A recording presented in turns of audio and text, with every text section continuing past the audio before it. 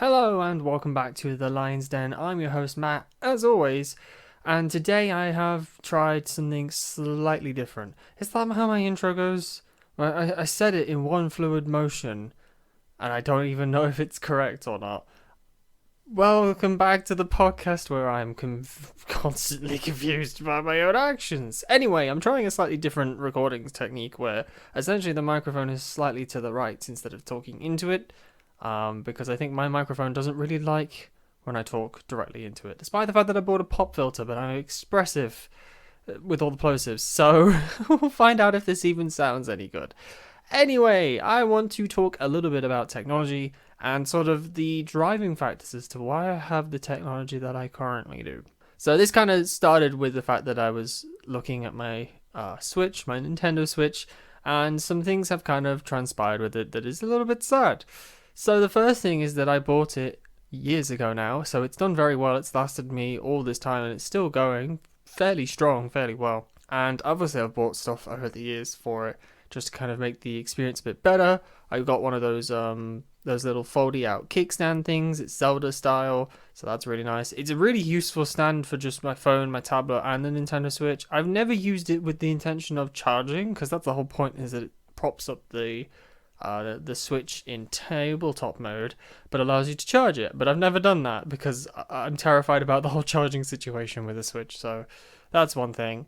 I also got a Pro controller for it because why wouldn't you? Although to be fair, I did play most of Breath of the Wild using the Joy-Con grip, which has been perfectly fine. And I've also been using the Joy-Con grip recently for Tears of the Kingdom.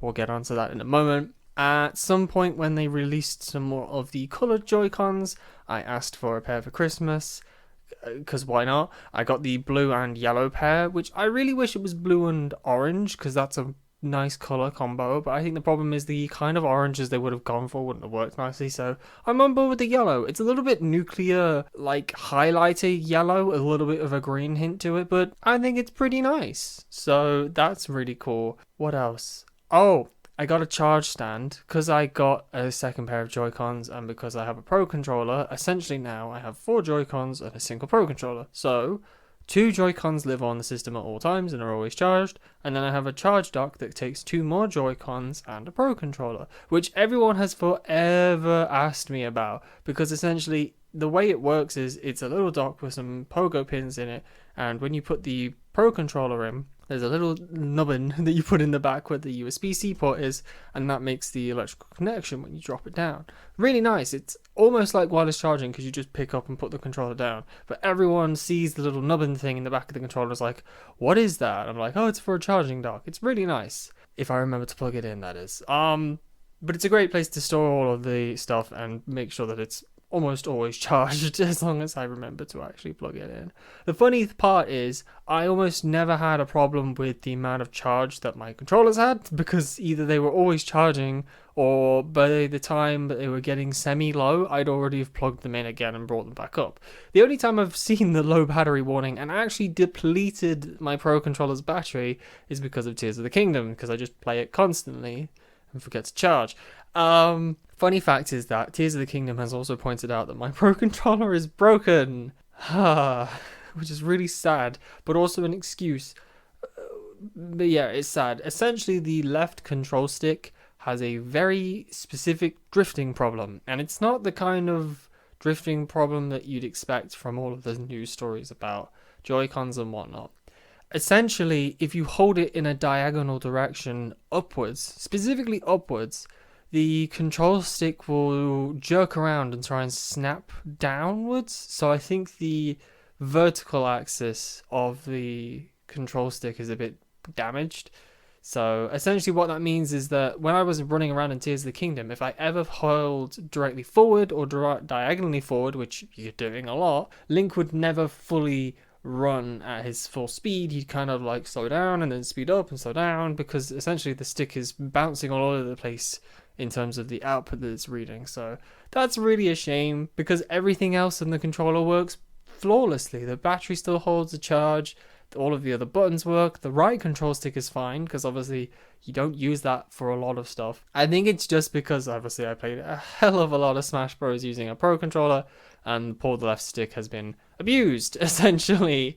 So that's why it's a little bit damaged. Which means that now I've been using the Joy-Cons instead to play games, or at least I've been using the Joy-Cons to play not Breath of the Wild, Tears of the Kingdom, because they have absolutely no problem. My Joy-Cons are flawless, mainly because I haven't used them, and I possibly might be on my way to giving them drift. Who knows? But I found the ironic thing is that for mashing in Smash Bros, the conventional wisdom is that you press some buttons, depending on what you're trying to do, and you spin the left control stick. That's how you mash out of like berries and stuff. I am terrible at it with a Pro Controller.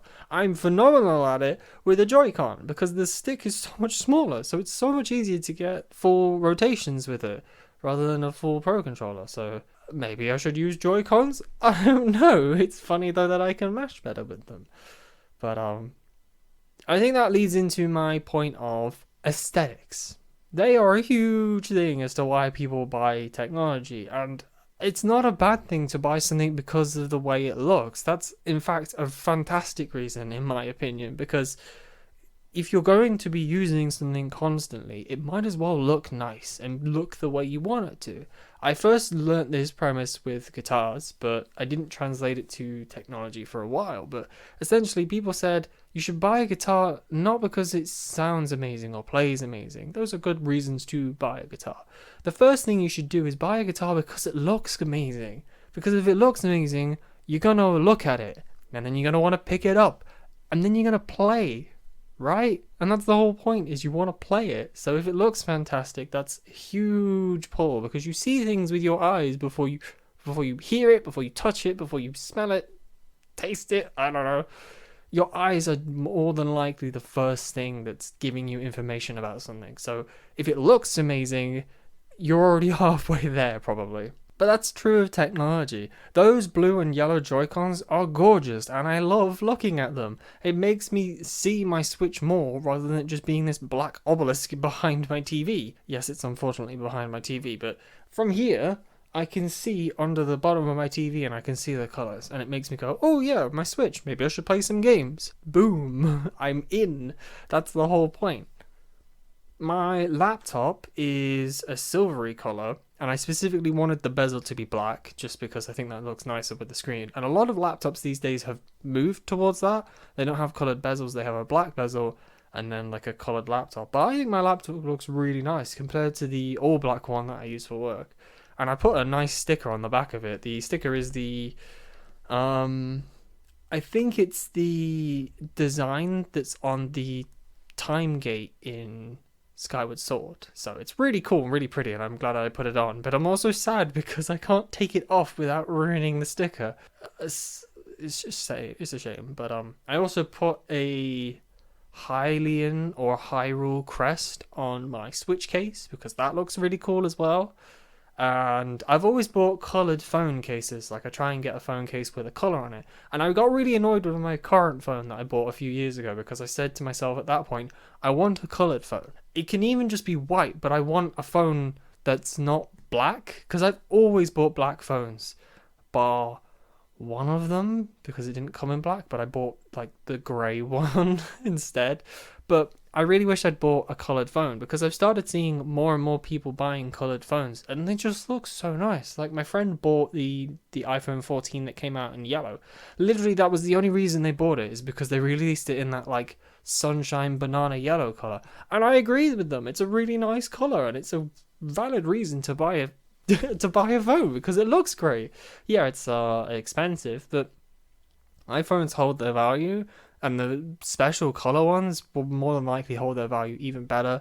Plus, iPhones just last these days, so I have no qualms with people picking up an iPhone at this point.